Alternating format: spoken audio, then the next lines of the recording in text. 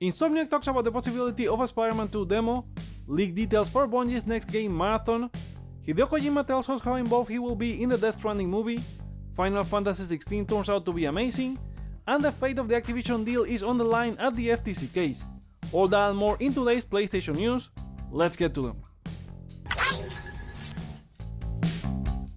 New PlayStation Plus games were added this week with stuff like Far Cry 6, Rogue Legacy 2, and TMNT for the game catalog, and PSP's Killzone Liberation, which has a platinum on the Classics catalog.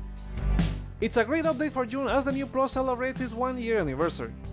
By the way, you can now go to the PS Plus website and participate in all the festivities, including free avatars, a PS5 and PSVR 2 giveaway, and on PlayStation Stars you can get 3 new collectibles.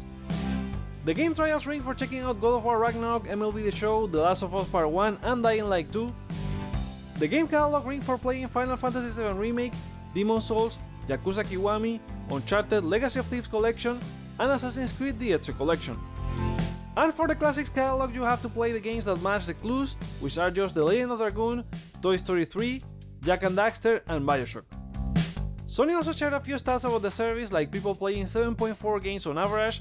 Stray, Miles Morales, and Ghost of Tsushima were the most played from Extra, with the last one being the top for trophy hunters. The most played classics were from God of War, Resident Evil, and The Last of Us franchises, and the God of War 3 Remaster was the top game for trophy hunters.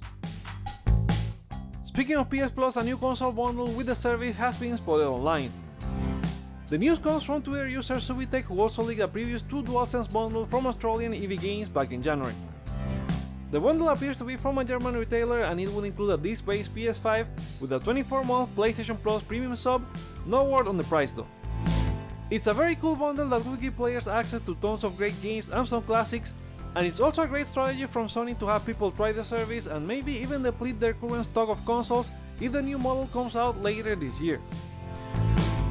There's more on PlayStation hardware, as a filing from Microsoft in the current case against the FTC seems to suggest the price of the upcoming Project Q.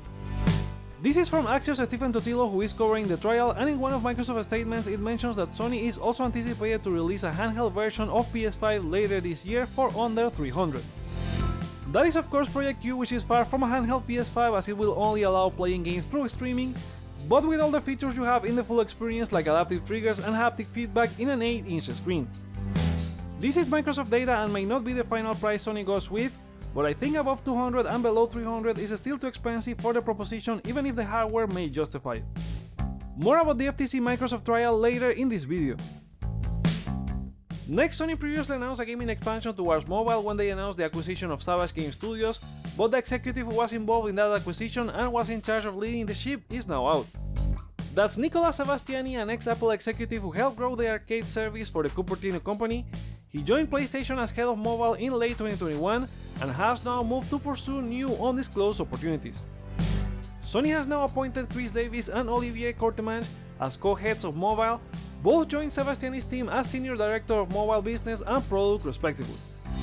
PlayStation's recent attempt at bringing their franchises to mobile are young, so we'll have to wait and see how these changes impact their strategy moving forward. What's not moving forward is a demo for Spider-Man 2, as Insomniac Games replied to a fan on Twitter. In any case, if you are not sure about the game, maybe we'll get a trial shortly after launch, like how it happened with God of War Ragnarok. Insomniac also clarified some questions with the Digital Deluxe Edition suits, which unlike the pre-order ones will not be available to unlock in-game and are only exclusive to that version of the game.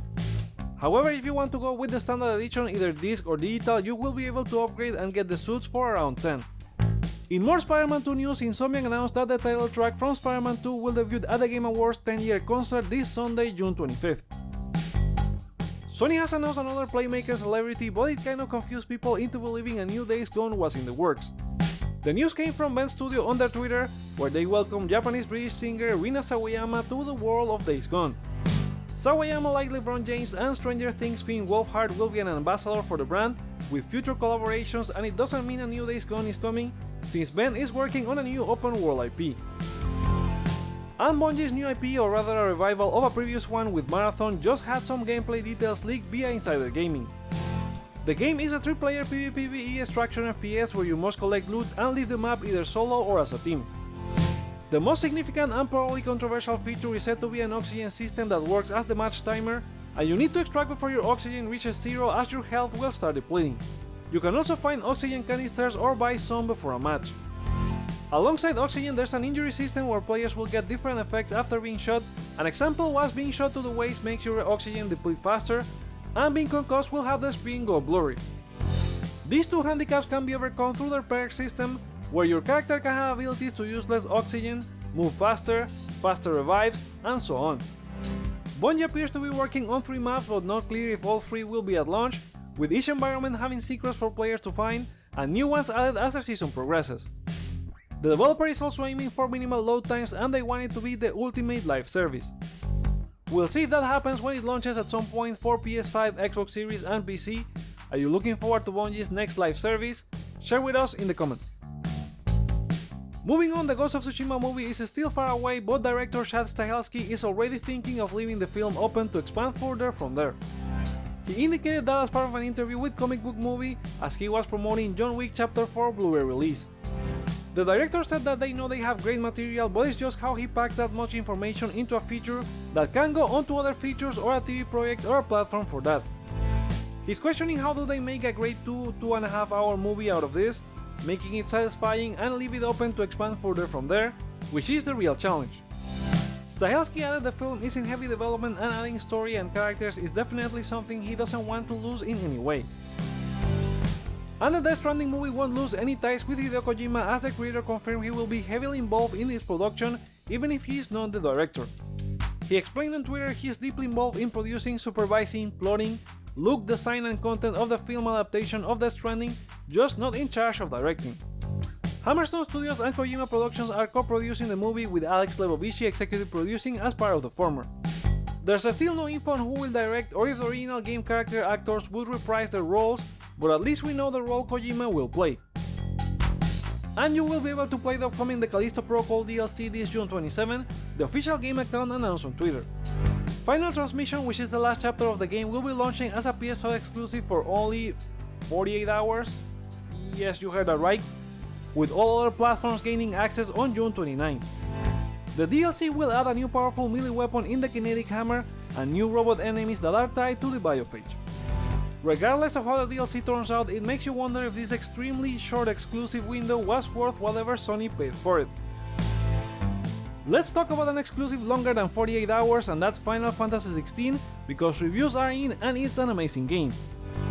As of recording, it has a 90 score in OpenCritic and an 88 in Metacritic, with the overall consensus being that Final Fantasy XVI takes its place among the best the RPG series has seen, with a heavy focus on action while keeping itself familiar and going with a bold narrative that highlights its story and characters. In related Final Fantasy XVI news, Capcom veteran and combat director Ryota Suzuki was in a livestream recently where he said the game is his personal masterpiece and that the team had put priority on designing the game's battle system to appeal to those who previously have not played or are not well versed in action games. Square Enix even announced a crossover with the British Royal Guard where they will have Clive's sword Invictus real-life replica up for display in the Tower of London.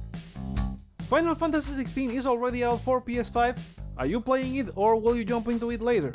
Let us know in the comments or vote on the poll in the community tab.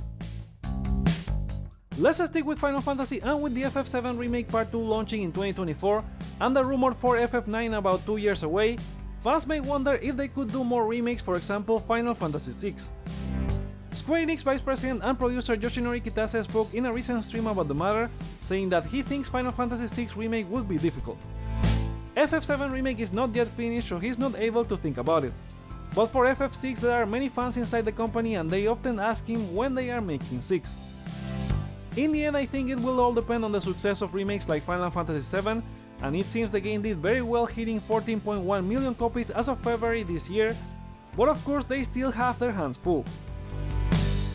Moving on, Nintendo had a great direct this week. Let's go over the announced games that will arrive on PS4 and PS5. Sonic Superstars, which we know from Summer Game Fest, appear to show more 4-player local co-op gameplay with 12 brand new zones you can play as Sonic, Tails, Knuckles and Amy. Sonic Superstars launches for PS4 and PS5 this fall. After appearing at the Xbox Showcase, Persona 5 Tactica brings back the Phantom Thieves, where you take turns to attack, use a persona, team up attacks, or even fusion personas to form new ones. The game launches for PS4 and PS5 this November 17. Midforce is a first-person roguelike adventure inspired by Saturday morning cartoons, where you explore tombs and castles to slay rounds of monsters. It can be played with up to 3 friends online. It will be out for PS4 and PS5 later this year. Gloomhaven brings the card game to consoles with RPG and strategy elements, where you can play as any of 70 mercenaries in over 260 missions as you improve your deck to create synergies that prove lethal to your enemies. The game will be out for PS4 and PS5 this September 18. Just Dance brings 40 new tracks including Latin, K-pop and hip-hop in new universes to the 2024 edition of the platform, with new tracks released all year long. It launches for PS5 this October 23rd. Headbangers mixes music and pigeons, where up to 30 players compete in over 20 musical minigames to see who is the last pigeon standing and win the title of Master Headbanger. It will be out for PS4 and PS5 this October 31st. Hot Wheels Unleashed 2 Turbocharged comes this October 19 to PS4 and PS5, with over 130 cars to perform stunts in the pre-made tracks, or you can build your own to play with friends locally or online. Star Ocean The Second R is a remake of the second Star Ocean classic that was released on PlayStation in 1998, now with a 2.5D visual style, a revamped battle system, and quality of life improvements over what made the original adventure special. It will be out for PS4 and PS5 on November 2nd. Finally, after it was announced at the PlayStation Showcase, Konami revealed the full details for the Metal Gear Solid Master Collection Volume 1, out this October 24 for PS5. It brings the 3 main games, Metal Gear Solid 1, MGS2 Sons of Liberty, and MGS3 Snake Eater, plus the original classics Metal Gear 2 Snake's Revenge, and both Metal Gear Solid graphic novels released for PSP. Besides that, the bundle includes screenplay books, strategy guides, and a detailed soundtrack for each game. The 3 main games will be up to purchase separately, but the only way to get the classics, graphic novels, and soundtrack is as part of the bundle. You can pre-order the game now off the PlayStation Store, and doing so grants you 3 new track arrangements. In more Metal Gear Solid news, ever since the collection was revealed, people have speculated if a Volume 2 will be out later, and if that will include Metal Gear Solid 4, which has stayed exclusive to PS3 with no new gen ports. Now that the Konami website has been updated, there are more clues that may prove MGS4 is coming, including the game being referenced as a screenshot in the MGS1 Master Book sample. Plus, Twitter user Nitroid pointed out that the Metal Gear website shows the full series timeline and includes buttons for the games that are part of Volume 1, but also includes placeholder buttons for MGS4, Peace Walker, and MGS5. This would be the logical move from Konami, even more if the collection sells well, but we'll have to wait a bit on that one.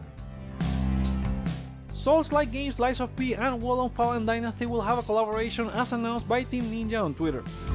We are pleased to announce that we will be collaborating with Lies of P, a dark fantasy tale action game from South Korea. Please stay tuned for more details. As they said, there's no additional info on their collaboration, so we'll have to wait and see. The ones not waiting for anything are Sonic fans who were mad at the Sonic Origins Plus game update before its official release today. The game leaked ahead of launch, and fans were comparing the quality of the ports for the new 12 Sonic titles from the Game Gear era. One of them pointed out the sound quality against what you can get from an emulator, as it appears they changed the original mono audio to stereo and it doesn't sound good, but users switch it back to mono through Audacity and it fixes the issue. Maybe Sega hears the feedback and updates the titles down the line. And the fate of the Microsoft Activision acquisition lies in the balance of the current Xbox FTC trial, which will last around 4 days. I'm gonna recap the stuff as briefly as possible, but for more info check the links below. So the hearing started with Microsoft stating again that Xbox has consistently ranked 3rd against Nintendo and PlayStation, and they have lost the console wars. Xbox's console has consistently ranked 3rd of 3 behind PlayStation and Nintendo in sales. In 2021, Xbox had a share of 16%, while Nintendo and PlayStation had shares of both redacted. Likewise, for console revenues and share of consoles currently in use by gamers' installed base, Xbox trails with 21%, while PlayStation and Xbox have shares of both redacted as well. Microsoft also brought to the table an email from PlayStation President Jim Ryan, where he said that the deal is not an Xbox exclusivity play at all, that he had spent a fair bit of time with both Phil Spencer and Bobby Kotick over the past day, and he was pretty sure they would continue to see Call of Duty on PlayStation for many years to come. This was recently after the deal was announced and before Ryan changed his mind, indicating the deal was inadequate on many levels in September 2021. Microsoft Defense also brought out that the next generation of consoles is expected to arrive in 2028. One of their documents also pointed out the Project Q news mentioned at the beginning of the video.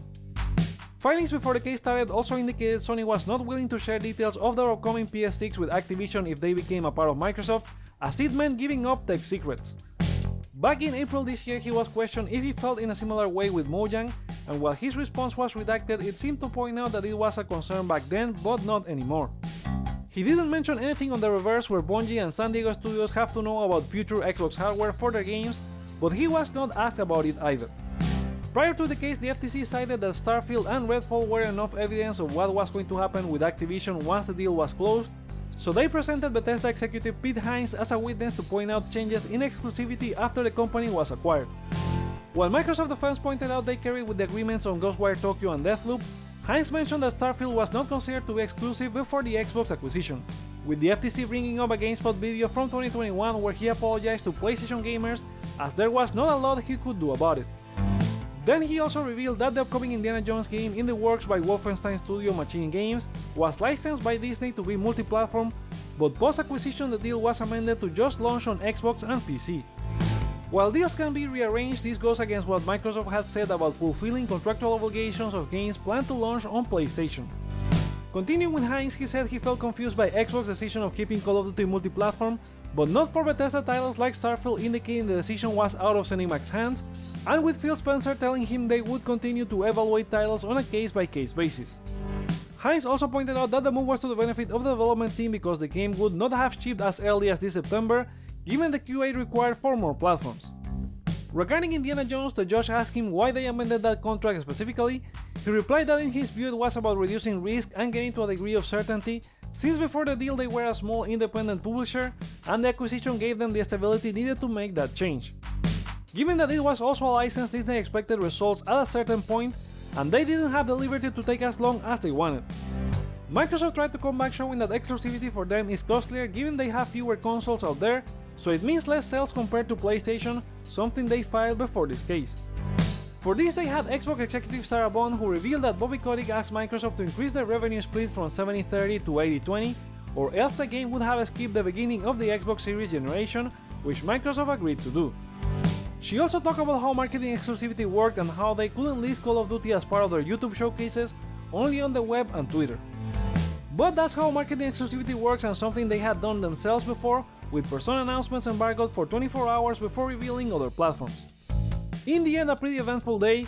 Microsoft is still going for the looking weak strategy against their competitors, and how the current state of the market is pushing them to accept Activision rules. But the FTC also has a point on the stuff that was planned to be multi-platform that ended up becoming exclusive to Xbox. This is only day one, and I already wish this was over. Seeing a trillion company act as if they were the underdog is mind-boggling, and don't believe I'm on Sony's side either because they are also full of crap. Both are just looking to sway these authorities to their side, and we'll see what happens in the next chapter of this audience. This case wouldn't even stop the Activision deal to happen. The FTC is looking for the deal to be paused while they complete their investigation en route to the anti-competitive hearing in August. But Microsoft was looking for ways to complete the deal in July as it was originally proposed, even with the block imposed by the UK CMA and the pending appeal over there. However, the Redmond company believes that if the injunction filed by the FTC is granted fully, it will end up killing the deal completely. Reaching the targets you're going to kill in Assassin's Creed Mirage won't be tiring, as Ubisoft promises the game features a smaller map as part of going back to the series' roots. That was as part of an interview from a Ubisoft spokesperson with Easy Allies, where they confirmed the game's map is similar to Constantinople from Revelations and Paris from Unity, rather than the larger maps the series has used recently. As much as I've enjoyed Origins and Odyssey, I'm very happy about a smaller map and more parkour opportunities. Someone who doesn't waste any opportunities of teasing GTA 6 is voice actor Brian Zampella, presumed to be in the role of the lead character in the game. He has been constantly making teases where he dressed himself as the lead character, and now in a recent Instagram livestream he was costumed as the Vice City protagonist. In the livestream he was also talking with former Rockstar developer Joseph Rubino, and he would constantly make reference to Miami, clubs and missions, pointing out to the new game, but we still don't know when Rockstar plans to unveil it. Now for updates and new releases.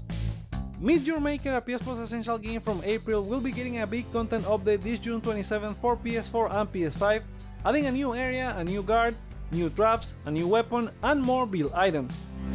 Sector 1 Arsenal Pack will be free for everyone who owns the game for 2 weeks, and $8 after that. Magical FPS from Ascendant Studios and EA Immortals of Aveum has been delayed by a month, from July 20 to August 22nd, as the developer wants to realize their full vision regarding optimization for a strong launch. Speaking of EA, Need for Speed Unbound has now joined EA Play. The game has been out for PS5 since December last year, so there's something if you don't like Final Fantasy XVI.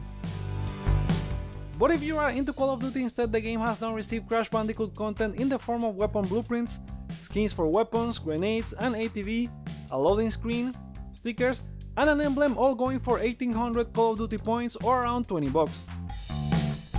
RPG Tower of Fantasy, which appeared at the recent PlayStation Showcase, now has a release date. The game will launch on August 8 for PS4 and PS5, with pre-orders now live on the PlayStation Store despite the game being free to play.